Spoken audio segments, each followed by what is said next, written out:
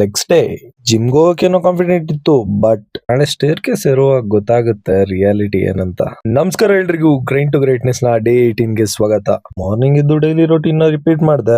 Body ready ಇರಿಲ್ಲ, but mind ನ ready ಮಾಡ್ಕೊಂಡು ಸೀದಾ ಹೊಟ್ಟಿದ್ದೆ ಜಿಮ್ ಕಡೆ. ಇವತ್ತು complete leg destruction. First leg press ಇಂದ ಸ್ಟಾರ್ಟ್ ಮಾಡ್ದೆ, ನಂತರ ಬಲ್ಗೇರಿಯನ್ ಸ್ಪ್ಲಿಟ್ ಲಂಜಸ್ ಗೆ ಮೂವ್ ಆನ್ ಆದೆ. ಏನೇ ಹೇಳಿ ಇದ್ರಲ್ಲಿ ದೊಡ್ಡ ಚಾಲೆಂಜ್ ಅಂದ್ರೆ ಬ್ಯಾಲೆನ್ಸ್ ಹೋಲ್ಡ್ ಮಾಡೋದು. ನೆಕ್ಸ್ಟ್ ಮೂವ್ ಆನ್ ಆಗಿದ್ದೆ ಲೆಗ್ ಎಕ್ಸ್ಟೆನ್ಷನ್ ಗೆ. ಲೆಗ್ ಎಕ್ಸ್ಟೆನ್ಷನ್ ಅಲ್ಲಿ ಸ್ಕ್ವಾಡ್ಸ್ ಪೂರ್ತಿ ಬರ್ನ್ಔಟ್ ಆಗ್ತಾ ಇತ್ತು. ಆಮೇಲೆ ಸುಮೋ ಸ್ಕ್ವಾಡ್ಸ್ ನ ಮುಗಿಸಿ ಫೈನಲಿ ಕಾಫ್ ರೈಸಸ್ ಇಂದ ಸೆಷನ್ ನ ಎಂಡ್ ಮಾಡ್ದೆ. ಆನೆಸ್ಟ್ಲಿ ಹೇಳ್ಬೇಕಂದ್ರೆ ಲೆಗ್ಸ್ ಡೇ ಯಾರಿಗೂ ಈಸಿ ಏನಿರಲ್ಲ. ಇದ್ರಲ್ಲಿ ನಾವೆಲ್ಲ ಅರ್ಥ ಮಾಡ್ಕೊಬೇಕಾಗಿರೋದು ಒಂದೇ, ಅನ್ಕಂಫರ್ಟಬಲ್ ವರ್ಕೌಟ್ ನ ಅವಾಯ್ಡ್ ಮಾಡೋದ್ರಿಂದ ಕಂಫರ್ಟಬಲ್ ಲೈಫ್ ಸಿಗಲ್ಲ ಅಂತ. ಬಾಡಿ ಮಾಡಕ್ಕೆ ಟೈಮ್ ತಗೊಳುತ್ತೆ, ಆದ್ರೆ ಮೈಂಡ್ ಸೆಟ್ ನ ಫಸ್ಟ್ ಫಿಕ್ಸ್ ಮಾಡ್ಕೊಬೇಕು ಅಷ್ಟೆ. ಇವತ್ತಿಗಿಷ್ಟೇ, ಮತ್ತೆ ಸಿಗುವ, ಬಾಯ್.